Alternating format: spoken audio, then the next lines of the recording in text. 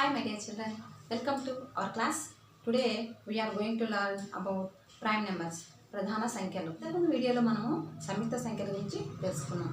So ఈ ప్రధాన సంఖ్యలు మనము రెండు రకాలుగా కనుక్కోవచ్చు అనమాట. ఏ విధంగా అంటే ఫస్ట్ ఆఫ్ ఆల్ మనము కారణాంకాలు బేస్ చేసుకొని, ఎందుకంటే మనం సంయుక్త సంఖ్యలను ఏ విధంగా అయితే కనుక్కున్నామో అదే విధంగానే వీటిని కూడా కారణాంకాలు బేస్ చేసుకొని ప్రధాన సంఖ్యలు ఏవేవో కనుక్కోవచ్చు. అంతకంటే ఈజీగా ఎరటోస్తనీస్ అనే శాస్త్రవేత్త ఒక పద్ధతిని కనుగొన్నాడు. ఆ పద్ధతే ఎరటోస్తనీస్ జల్లెడా అంటున్నాం మనం. Sieve of Eratosthenes. ఎస్, చూడండి ఇక్కడ మనము 1 to 100 నెంబర్స్ తీసుకున్నాం. ఇందులో ఫస్ట్ నెంబర్స్ మనం క్రాస్ అవుట్ చేసుకుంటూ వెళ్ళాలి. ఏ విధంగా అంటే ఫస్ట్ చూడండి 1ని మనం క్రాస్ అవుట్ చేస్తాం. ఎందుకంటే వాటికి ఒకటి తప్ప వేరే కారణాంకము లేదు. 1 has just only one factor. That's why it is not a prime or composite number. అందువల్ల దాన్ని మనము క్రాస్ అవుట్ చేసుకున్నాం. నెక్స్ట్ నెంబర్ 2 తీసుకున్నాము. నెంబర్ 2కి రౌండప్ చేసినాం. సో రౌండప్ చేస్తున్నాం ఎందుకంటే 2కి 2కి రెండే కారణాంకాలు ఉన్నాయి. 2 ఒకట్ల 2 కనుక 2 అనేది ప్రధాన సంఖ్య. సో ఇప్పుడు 2 యొక్క గుణిజాలన్నింటికి కూడా మనము క్రాస్ అవుట్ చేయాలి, అంటే టిక్ వేసుకుంటూ వెళ్ళాలి. మనకు 2 యొక్క గుణిజాలు 2, 10, 20 వరకు తెలుసు అనుకోండి, తర్వాత తెలియదు కదా మనకు. అందుకని ఏం చేస్తాం మనం బాధ్యత సూత్రాలు నేర్చుకున్నాం కదా. సో 2 యొక్క బాధ్యత సూత్రం ప్రకారం మనము ఈ నెంబర్స్ అన్నింటినీ కూడా మనము క్రాస్ అవుట్ చేసుకుంటూ వెళ్ళాలి. 2 యొక్క బాధ్యత సూత్రం మనకు తెలుసు కదా, ఒకట్ల స్థానంలో అంటే ఇట్స్ డిజిట్స్ ప్లేస్లో 0 కానీ 2 కానీ 4, 6, 8 ఈ నెంబర్స్ ఏదున్నా కూడా మనం వాటిని క్రాస్ అవుట్ చేసుకుంటూ వెళ్ళచ్చు. 2 చేత ఖచ్చితంగా డివిజిబుల్ అవుతుంది, 2 చేత నిశ్శేషంగా భాగింపబడుతుంది. సో ఇప్పుడు మనం చూద్దాము. 2 తీసుకున్నాము, తర్వాత 4, 6, 8, 10, 12. సో ఒకట్ల స్థానంలో 2 ఉంది కదా. సో 2 ఉన్నవన్నీ కూడా 2 చేత నిశ్శేషంగా భాగించబడతాయి. ఈ విధంగా మనము క్రాస్ అవుట్ చేసినాము. ఇంకా ఒకట్ల స్థానంలో 4 ఉన్నవన్నీ కూడా 2 చేత నిశ్శేషంగా భాగించబడతాయి. ఒకట్ల స్థానంలో 6 ఉండేవి కూడా 2 చేత నిశ్శేషంగా భాగించబడతాయి.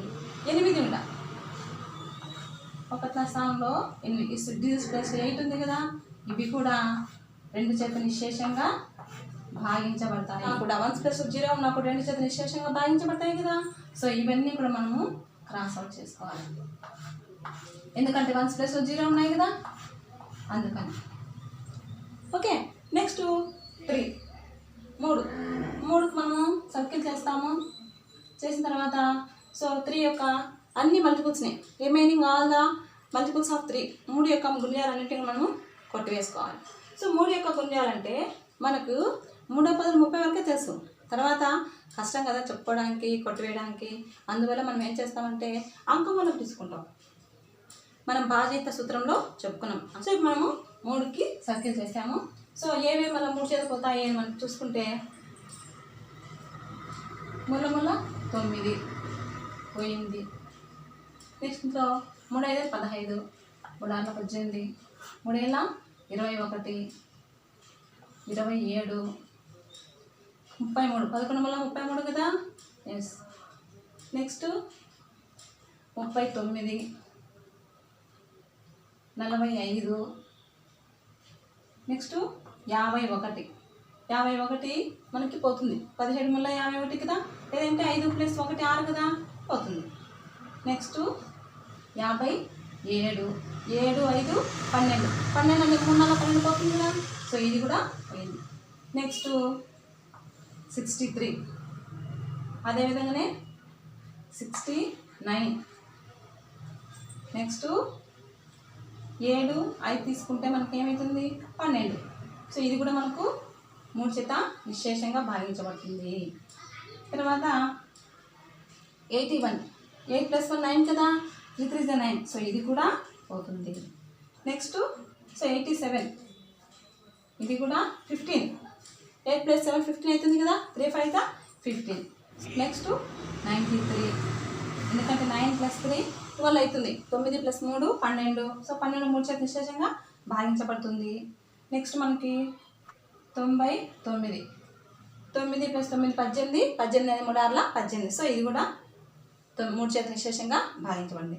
నెక్స్ట్ ఇంకా మనకి ఏం మిగిలినాయి ఇంకా ఒక నెంబర్స్ ఉన్నాయి. So next 5. 5 చేత భాగించబడే సంఖ్యలన్నింటి కూడా మనం ఇక్కడ క్రాస్ అవుట్ చేసుకోవాలి. సో 5కి మనం ఇక్కడ 0 చుట్టుకుంటాము.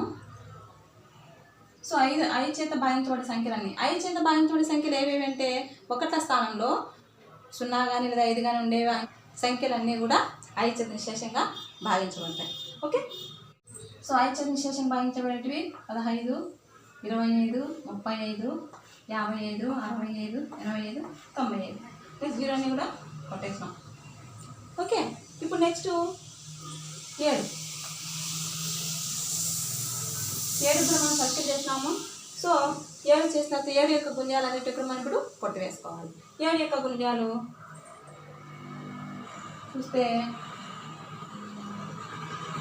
మనకు ఈ లైన్లు లేవు. ప్లస్ 7 ఎలా 49.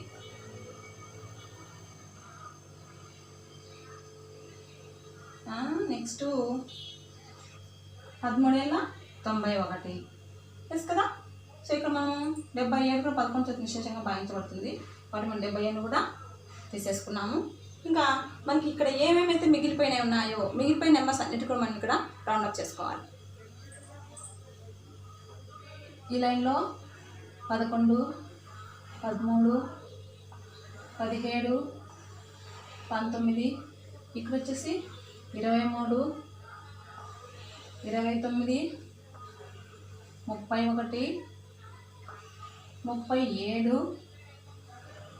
43, 47, ఇక్కడ 53, 59,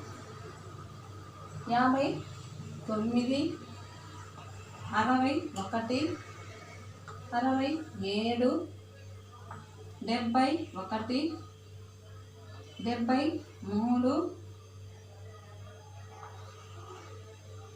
73, 79. నెక్స్ట్ ఇందులో 83, 89. చివరిలో లాస్ట్ 90 నుంచి 100 వరకు ఉండే వాటిలో 97. సో ఈ విధంగా ఏవైతే సర్కిల్ చేసినామో ఏవైతే రౌండప్ చేసినామో అవన్నీ కూడా ప్రధాన సంఖ్యలు. ఒకసారి మనం గమనిస్తే చూడండి 2, 3, 5, 7 ఈ వరుసలో 4 మొత్తము 4 ఉన్నాయి. నెక్స్ట్ ఇక్కడ కూడా 4. ఓకే. సో మనము మొత్తం ఎన్ని ఉన్నాయి 1 నుంచి 100 వరకు మన ప్రధాన సంఖ్యలు అంటే మొత్తము 25 ఉన్నాయి. 1 to 100 ప్రైమ్ నెంబర్స్ ఎన్ని ఉన్నాయి మనకంటే మొత్తము 25 ఉన్నాయి. టోటల్గా 25 ఉన్నాయన్నమాట. అయితే మనకు 1 నుంచి 100 వరకు ఉండే వాటిని ఏ విధంగా గుర్తుపెట్టుకోవాలంటే చాలా కష్టం కదా. అందుకని దీనికి ఈజీగా ఉండే ఒక మెథడు ఉందన్నమాట. ఏంటంటే మనకు ఏబిసిలు ఉన్నాయి కదా. ఏబిసిల ప్రకారము ఇక్కడ 1 2 3 4 కదా. 4 అంటే ABCD డి అని పెట్టుకుంటాం. నెక్స్ట్ 11 13 17 19 ఇక్కడ కూడా 4 ఉన్నాయి. డి అని పెట్టుకుంటాం. నెక్స్ట్ ఇక్కడ 1 2 బి ఇక్కడ 1 2 రెండే ఉన్నాయి కాబట్టి AB. Next 41 43 47 C. ఇక్కడ 51 59 మరి డి వస్తుంది. ఇక్కడ 61 67 ఇక్కడ కూడా బి వస్తుంది. ఇక్కడ వచ్చేసి 71 73 79 సి 3 కాబట్టి సి పెట్టుకుంటాం. నెక్స్ట్ ఇక్కడ 1 2 రెండే ఉన్నాయి కాబట్టి బి అని పెట్టుకుంటాం. నెక్స్ట్ ఇక్కడ 1 ఉంది ఏ అని పెడతాం. అంటే ఇక్కడ ఈజీగా గుర్తుపెట్టుకోవడానికి డిడి బీబీసీ బీబీసీ బిఏ అనే ఒక ఫార్ములాని మీరు గుర్తుపెట్టుకోవచ్చు. సో 1 నుంచి 10 వరకు ఎన్ని ఉన్నాయి అంటేనే 4. 4 డి అంటేనే 4. ABCD 4 అని చెప్పుకున్నాం కదా. సో 4 ప్రధాన సంఖ్యలు ఉన్నాయని మనము చెప్పచ్చు. అలాగే 11 నుంచి లేదంటే 10 నుంచి 20 వరకు మొత్తము ఎన్ని ప్రధాన సంఖ్యలు ఉన్నాయి అన్నా కూడా మనం వెంటనే 4 ఉన్నాయని చెప్పచ్చు. ఓకే. ఈ విధంగా ఎక్కడి నుంచి ఫర్ ఎగ్జాంపుల్ ఇప్పుడు 30 నుంచి 50 వరకు మొత్తం ఎన్ని ప్రధాన సంఖ్యలు ఉన్నాయి అంటే వెంటనే 30 to 40, 30లో వచ్చేసి ఇక్కడ బి వేసుకున్నాము, 40 నుంచి 50 వరకు సి వేసుకున్నాం. So b plus c, b అంటే 2, సి అంటే 3, మొత్తము 5 ఉన్నాయి అని మనం ఇక్కడ చెప్పుకోవచ్చు. ఓకే చిల్డ్రన్, ఈ విధంగా మనము గెలల ప్రకారము ప్రధాన సంఖ్యలు ఈ విధంగా గుర్తించవచ్చు అన్నమాట. నెక్స్ట్ క్లాస్లో మనకు నవోదయ ఎగ్జామ్లో ఏ విధంగా అడుగుతారనే విషయాన్ని తెలుసు. నెక్స్ట్ వీడియోలో మళ్ళీ కలుసుకుందాం. Until then bye children.